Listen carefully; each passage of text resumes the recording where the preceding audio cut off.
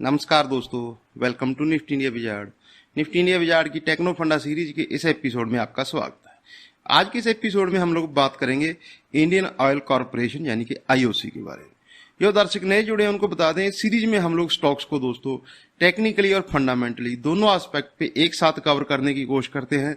Fundamentally ये जानने की कोशिश करते हैं कि क्या ये शेयर इन्वेस्टमेंट लायक है, और टेक्निकली ये जानने की कोशिश करते हैं कि क्या ये सही समय है इस स्टॉक में इन्वेस्टमेंट करने का। आपकी जानकारी के लिए बता दें, हम इस सीरीज में वही स्टॉक कवर करते हैं दोस्तों, अच्छे ट्रेंड वाले स्टॉक, अच्छा पोटेंशियल हो, लेकिन वो ओवरबॉट बिल्कुल ना हो। बहुत से स्टॉक हैं दोस्तों जो 52 वीक हाई पे चल रहे हैं, हमेशा नए लाइफ टाइम हाई लगाते हैं, लेकिन हम लोग टेक्निकली ओवरबॉट स्टॉक्स को इस सीरीज में कभी रेकमेंड नहीं करते। हम लोग हमेशा टेक्नो फंडा सीरीज में बाई ऑन डिप की स्ट्रेटजी का इस्तेमाल करते हैं। जैसा कि आईओसी ब्रेकआउट दिया, 4 साल की कंसोलिडेशन के बाद बड़ा ब्रेकआउट दिया। ब्रेकआउट देने के बाद जब ये अपने हाई से 10% करेक्ट हुआ है, तब जाके हमने इसको टेक्नो फंडा सीरीज के एपिसोड के रूप में कवर किया है। तो आपसे निवेदन, आप वीडियो पूरा देखें ताकि आपको आईओसी के बारे में कंप्लीट टेक्निकल और फंडामेंटल इंफॉर्मेशन मिल सके। बात करते हैं आईओसी की दोस्तों। IOC ministry of petroleum government of India के अंडर आती है।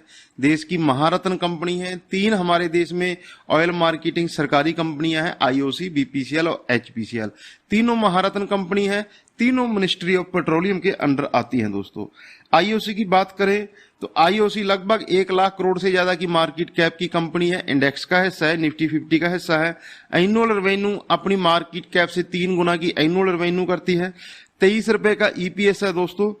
पीई रेशो 5 के बहुत सस्ते पीई रेशो पे काम करती है, और अपनी करंट मार्केट प्राइस के आधे बुक वैल्यू पे ये ट्रेड करती है। बुक वैल्यू इसकी 204 पे है और जो करंट मार्केट प्राइस 110 रुपए है, तो आधी प्राइस पे ये ट्रेड करती है। तो बहुत सस्ती वैल्यूएशन, जैसा कि हमारे मार्केट्स में पीएसयू को ज्यादा वैल्यूएशन नहीं दी जाती, तो इसमें ये भी शामिल है। हाई डिविडेंड स्टॉक है दोस्तों, लेकिन फिर भी ये बहुत सस्ते वैल्यूएशन पे ट्रेड करता है। आगे बढ़ते हैं दोस्तों। हम हमेशा जो अपनी टेक्नो फंडा सीरीज के एपिसोड की शुरुआत करते हैं कंपनी की बेसिक जानकारी लेने के बाद, वो कंपनी किस सेगमेंट में काम करती है, किस इंडस्ट्री में है, उस इंडस्ट्री का आउटलुक लेते हैं।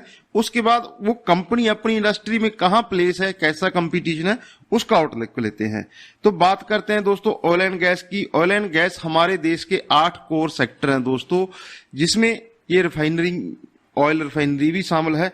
8 कोर सेक्टर की बात करें तो coal, crude oil, natural gas, cement, petroleum and refinery, fertiliser, steel, electricity generation, ये हमारे 8 कोर सेक्टर हैं जो हमारे देश की टोटल इंडस्ट्रियल आउटपुट है। इन 8 कोर सेक्टर है, 50% यहीं से आती है। तो जो गवर्नमेंट की पॉलिसीज होती हैं दोस्तों, इन सेक्टर को ध्यान में रख के ही बनाई जाती हैं। बात करें दोस्तों कंपटीशन की, जो रिफाइनिंग कारोबार है, आईओसी हमारे देश में रिफाइनिंग कारोबार में दिग्गज है। ये रिलायंस से भी ज्यादा मार्केट शेयर होल्ड करती है। अगर मार्केट शेयर की बात करें तो आईओसी 32% का मार्केट शेयर होल्ड करती है, रिलायंस 27% का मार्केट शेयर होल्ड करती है। आईओसी की सब्सिडरी है चेन्नई पेट्रो, अगर उसको भी मिला दिया जाए तो आईओसी 35% मार्केट शेयर होल्ड करती है। बीपीसीएल 15% मार्केट शेयर होल्ड करती है, एचपीसीएल 11% होल्ड करती है, ओएनजीसी 6% होल्ड करती है। नायरा इंडस्ट्री और कई रिफाइनरीज हैं जो 9% मार्केट शेयर होल्ड करती हैं। हमारे देश में टोटल 23 रिफाइनरी हैं दोस्तों, 23 रिफाइनरीज हैं, जिसमें से 9 आईओसी की, 2 चेन्नई पेट्रो की, तो 11 जो रिफाइनरी हैं वो आईओसी को बिलोंग करती हैं। तो इससे हम लोग अंदाजा लगा सकते हैं कि किस प्रकार का आईओसी है वो मार्केट लीडर है। आईओसी दोस्तों एक हाई डिविडेंड यील्ड स्टॉक है। 2021 की बात करें तो जनवरी से लेके अब तक आईओसी ने 10.5 रुपए का डिविडेंड दे दिया है। तो 10% इसकी करंट मार्केट का तो हमें डिविडेंड मिल गया है। इस साल आईओसी ने मार्केट को आउट परफॉर्म किया है। इस साल निफ्टी अब तक अगर जनवरी से लेके जुलाई तक की बात करें तो निफ्टी 11% बढ़ा है, आईओसी 25% बढ़ा है, और 10% इसने डिविडेंड दे दिया। तो 35% का गेन अगर हमने जनवरी से लेके अब तक इसमें इन्वेस्ट किया होता तो 35% का गेन हमें मिल गया होता। आगे भी इसमें काफी संभावनाएं हैं दोस्तों। आईओसी के मंथली चार्ट्स आप देख सकते हैं, जहां हमने डिविडेंड मार्क किया हुआ है, तो कंटिन्यूस ये डिविडेंड पेइंग कंपनी है, हाई डिविडेंड पेइंग कंपनी है आईओसी। अब बात करते हैं दोस्तों पीयर कंपैरिजन की। जो दर्शक हमारे साथ नए जुड़े हैं, हमने जैसे कंपनी का बेसिक आउटलुक चेक किया और कंपनी किस इंडस्ट्री से बिलोंग करती है उस इंडस्ट्री का एक चेक लिया। अब हम लोग इसकी पीयर कंपैरिजन, जो 3 सरकारी कंपनियां हैं, एचपीसीएल, बीपीसीएल और आईओसी, तीनों को हम लोग कंपेयर करेंगे। बात करेंगे अगर मार्केट कैप की, तो आईओसी तीनों कंपनियों से बड़ी कंपनी है। आईओसी का मार्केट कैप 1,02,000 करोड़ रुपए है। बीपीसीएल का मार्केट ऑलमोस्ट 1 लाख करोड़ रुपए का है। एचपीसीएल का मार्केट कैप है 43,000 करोड़। एचपीसीएल है दोस्तों जो ओएनजीसी की सब्सिडरी है। सेल्स की बात करें तो आईओसी 3.5 लाख करोड़ रुपए से भी ज्यादा की एनुअल सेल्स करती है। बीपीसीएल 2,30,000 करोड़ की सेल करती है और एचपीसीएल भी 2,30,000 करोड़ रुपए की ही सेल्स करती है। लेकिन दोस्तों बीपीसीएल क्योंकि डाइवेस्टमेंट का कैंडिडेट है, इसीलिए बीपीसीएल को हमेशा प्रीमियम वैल्यूएशन मिलते हैं मार्केट्स में। डेट टू इक्विटी रेशो, क्योंकि ये इंडस्ट्री है जो रिफाइनिंग कारोबार की जितनी भी कंपनी है, ये कैपिटल इंटेंसिव सेक्टर है दोस्तों। इसमें बहुत ज्यादा इंफ्रास्ट्रक्चर खड़ा करना पड़ता है, बहुत ज्यादा कैपिटल की जरूरत पड़ती है, तो इसलिए इसमें डेट टू इक्विटी रेशो देखना हमेशा जरूरी होता है जो भी कंपनियां इंफ्रास्ट्रक्चर से जुड़ी होती हैं।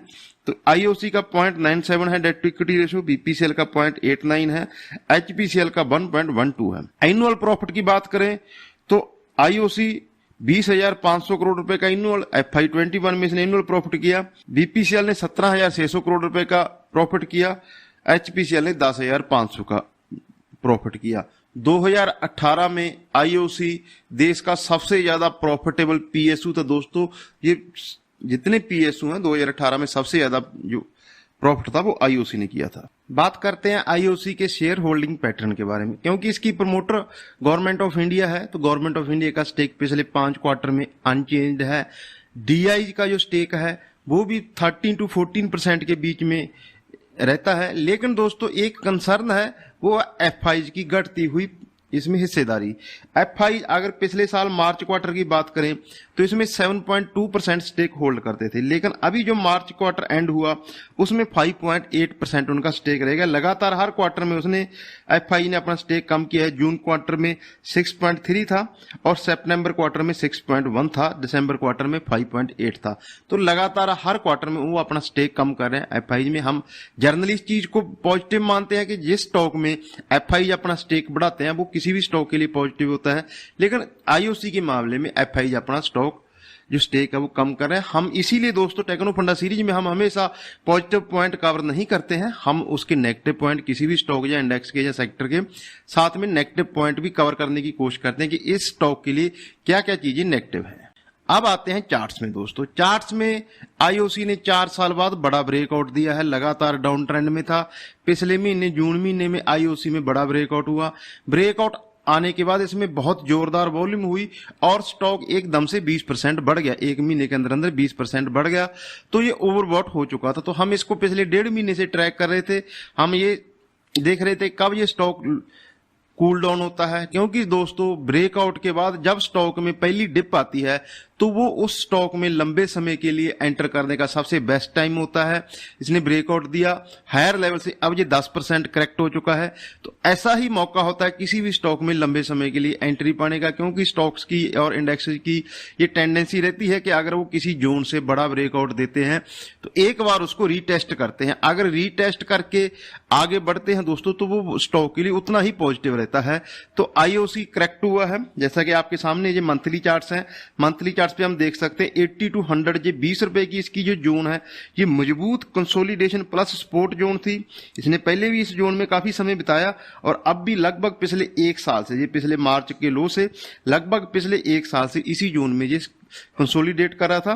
फाइनली इसने ब्रेकआउट दिया। ब्रेकआउट देने के बाद दोस्तों कंफर्मेशन कहां मिलती है?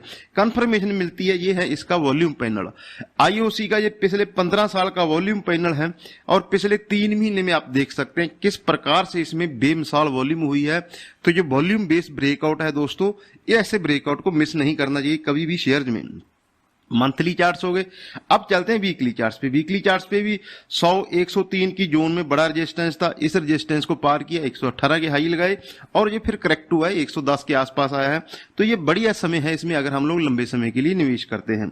वीकली चार्ट्स पे दोस्तों एक चीज और, जब इसने ब्रेकआउट दिया, ब्रेकआउट देने के बाद 118 रुपए के हाईज लगाए, तो उस समय इसकी जो आरएसआई थी वो ओवरबॉट जोन में जा चुकी थी। तो आरएसआई के ऊपर हमारा एक डेडिकेटेड वीडियो उसमें एक्सप्लेन किया है कि किस प्रकार से आरएसआई को हम लोग निवेश में इस्तेमाल कर सकते हैं। आरएसआई दोस्तों ये एक बहुत ही बेसिक बट बहुत इफेक्टिव इंडिकेटर है किसी भी स्टॉक में लंबे समय के लिए निवेश करने के लिए। स्टॉक मार्केट की खासियत है, हम अक्सर बात करते हैं, ये कभी भी स्ट्रेट लाइन में नहीं चलती है।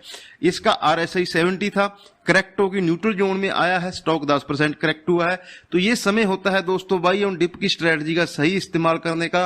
बाई ऑन डिप की स्ट्रेटजी के ऊपर आप काम करना चाहते हो तो उसके लिए वीकली बेसिस पे आरएसआई को ट्रैक करना सबसे फायदेमंद होता है। इससे बढ़िया बाई ऑन डिप की स्ट्रेटजी का इस्तेमाल आरएसआई से बढ़िया कोई इंडिकेटर आपको प्रोवाइड नहीं करवाता है। डेली चार्ट्स की बात करें तो 100 और 103 इसके लिए बड़ा रेजिस्टेंस पॉइंट था। जैसे ही इसको पार किया स्टॉक में बढ़िया वॉल्यूम हुई, वॉल्यूम बेस्ड ब्रेकआउट था। अभी अपनी ये पूरी जो की मूविंग एवरेज होती है 100 day moving average, 200 day moving average, उसके ऊपर ये कंसोलिडेट कर रहा है। तो आईओसी लंबे समय के लिए दोस्तों हमें निवेश का बढ़िया मौका दे रहा है, चार्ट्स को भी, चार्ट्स के लिहाज से भी और फंडामेंटल के लिहाज से भी। तो ये आईओसी के ऊपर हमारे कंप्लीट एनालिसिस हो गए दोस्तों। हमने आईओसी का फंडामेंटल एस्पेक्ट चेक किया, इसके पीयर कंपैरिजन के साथ इसका कंपेयर किया और इस इंडस्ट्री का भी आउटलुक लिया। सबसे इंपॉर्टेंट टेक्निकल में इसमें 4 साल बाद ब्रेकआउट हुआ है, तो फर्स्ट डिप आई है। यही डिप होती है दोस्तों, मौका देती है आपको लंबे समय के लिए निवेश करने का। तो आईओसी डिविडेंड हो चाहे ये वैल्यू वाइज हो, बहुत सस्ता शेयर है, चाहे डिविडेंड के मामले में बहुत हाई डिविडेंड पेइंग स्टॉक है दोस्तों। तो अगर इसमें लंबे समय के लिए निवेश किया जाए तो ये निवेश का बढ़िया मौका हो सकता है। ये जो हमारी सीरीज है दोस्तों, ये एक एजुकेशनल पर्पज से बनाई हुई सीरीज है। हम इसमें इस सीरीज में ये कवर करते हैं कि स्टॉक्स को अगर हम लोग निवेश के लिए एनालाइज करते हैं तो उसको किस प्रकार से एनालाइज करना है, उसका हर एस्पेक्ट, किस इंडस्ट्री से बिलोंग करता है, क्या उसके फंडामेंटल्स हैं, क्या उसके टेक्निकल है। टेक्निकल एस्पेक्ट आपको हमेशा पता होना चाहिए दोस्तों। स्टॉक्स हमेशा अच्छे होते हैं, अच्छी कंपनियां जो ऊपर जाती हैं वो अच्छी होती हैं, बस हमें उसमें टेक्निकल वो मौका प्रदान करता है, वो समय होता है जब हम लोग टेक्निकल का इस्तेमाल करके सही एंट्री किसी भी स्टॉक में पा सकते हैं। आपके दिमाग में कोई अच्छा स्टॉक है जिसके ऊपर आप चाहते हो कि निफ्टी इंडिया विजार्ड अगला टेक्नो फंडा सीरीज का एपिसोड करे, आप हमें कमेंट सेक्शन में कमेंट करके बता सकते हो। जिस एपिसोड के ऊपर, जिस स्टॉक के ऊपर हमें सबसे ज्यादा कमेंट प्राप्त होंगे उस स्टॉक को हम लोग अगले एपिसोड में कवर करेंगे। मैं उम्मीद करता हूं यहां तक अगर आप हमारे साथ बने हुए हो तो डेफिनेटली आपको हमारा एनालाइज करने का तरीका पसंद आया होगा। तरीका पसंद आया, वीडियो को लाइक करें, चैनल को सब्सक्राइब करें, साथ ही दोस्तों बेल आइकॉन का बटन दबाएं ताकि निफ्टी इंडिया विजार्ड की तरफ से जब भी अगला टेक्नो फंडा सीरीज का एपिसोड अपडेट हो तो उसका नोटिफिकेशन आपको सबसे पहले मिल सके। अपना और अपनों का ख्याल रखें। नमस्कार दोस्तों।